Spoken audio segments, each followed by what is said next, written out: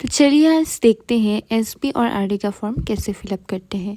तो यह है एसबी फॉर्म का फ्रंट पेज एंड ये है उस फॉर्म का बैक पेज।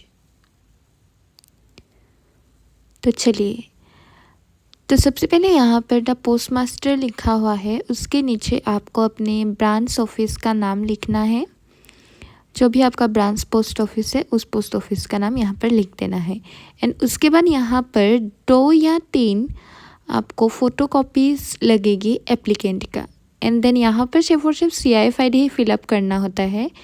जिन लोगों का पोस्ट ऑफिस में पहले से ही खाता है उन लोगों का उस पहले खाते का जो CIF-ID है वो यहाँ पर लिख देना है, क्योंकि उसी से लिंक करा कर ही नए खाता खोल दिया जाएगा। तो यहाँ पर वो CIF-ID फिलअप करना है। देन यहाँ पर आपको एप्लीकेंट का नाम लिखना है।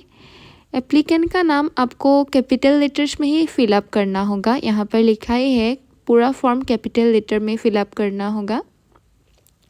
तो आप यहाँ पर एप्लीकेंट में टिक मार्कर एंड उनका नाम लिख देना। फिर यहाँ पर सेविंग्स RD TD ऐसे से आपको जो भी खाता खोलना है वो लिख देना है। यहाँ पर आप सेविंग्स खोल रहे हो या TD का खाता खोल रहे हो, जो भी आप खोल रहे हो वो यहाँ पर फिलअप कर देना होता है।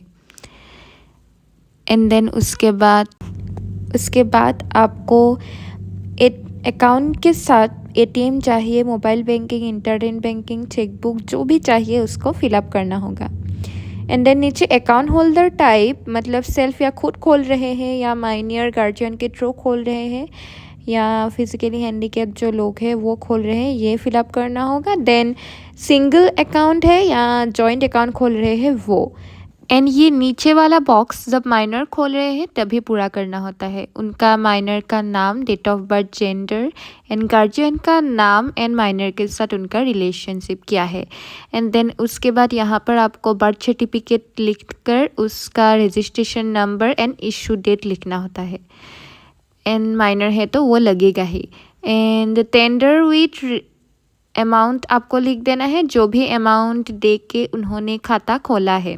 एंड यहाँ पर आपको इन वर्ड्स में लिखना होगा। एंड यहाँ पर आपको कैश से लिया है या चेक से लिया है वो पैसा, तो वो लिखना है। एंड यहाँ पर अकाउंट खोलने का डेट। एंड देन यहाँ पर नीचे आपको एप्लीकेंट का फुल डिटेल्स फिलअप करना होगा। जैसे यहाँ पर पहले उनका नाम, अगर जॉइंट अकाउंट है तो सेकेंड एंड थर्ड एप्लीकेशन का भी लिखना होता है। एंड यहाँ पर आपको हस्बैंड, फादर, मदर जो भी है वो लिखना होगा। अगर एक खोल रहे हैं तो जॉइंट नहीं है तो सिंगल एप्लीकेंट का ही डिटेल्स फिलअप करना। एंड यहाँ पर आपको date of birth, Aadhaar, PAN card, CIF-ID आपको वही फिलअप करना होगा जो आपने पहले फिलअप किया था।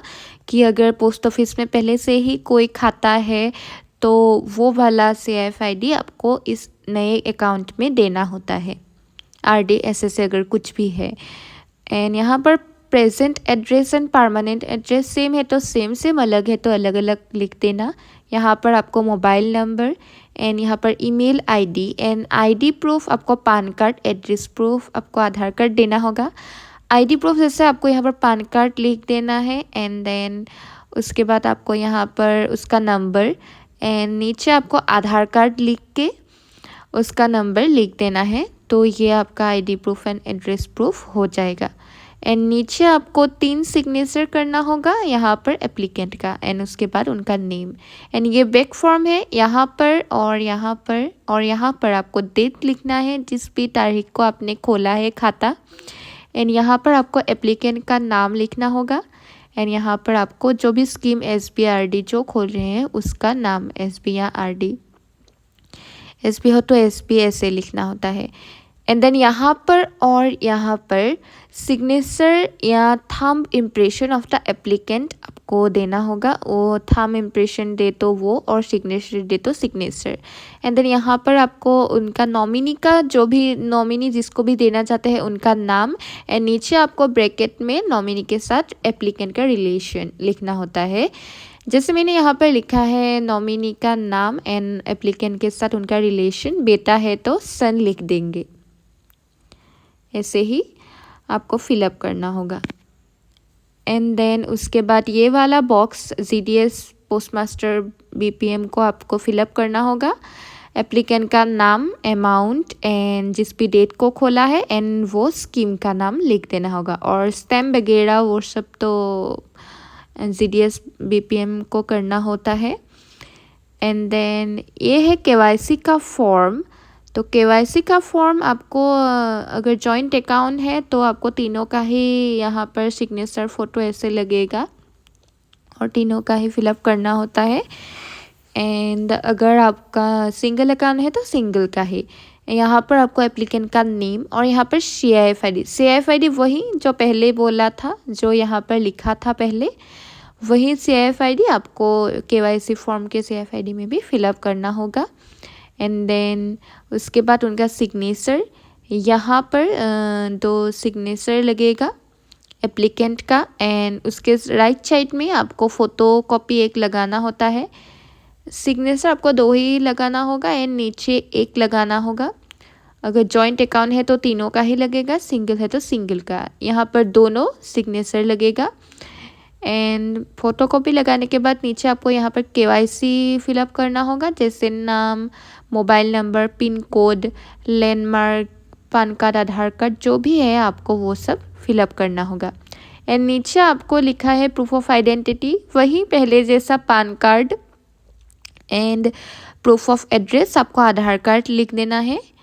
एंड यहाँ पर लिखा है कि self attested photocopies of this document submitted किया है, मतलब सेल्फ अटेस्ट फोटोकॉपी मतलब जेरोक्स कॉपी जो सबमिट किया है। एंड यहाँ पर आपको जो प्रूफ ऑफ आइडेंटिटी है वो ऐसे ही पान कार्ड लिखकर नंबर लिख देना है एंड पहले जैसा ही है आधार कार्ड लिखकर प्रूफ ऑफ एड्रेस में आपको आधार कार्ड देना होता है, वैसे लिखकर आपको नंबर लिख देना है।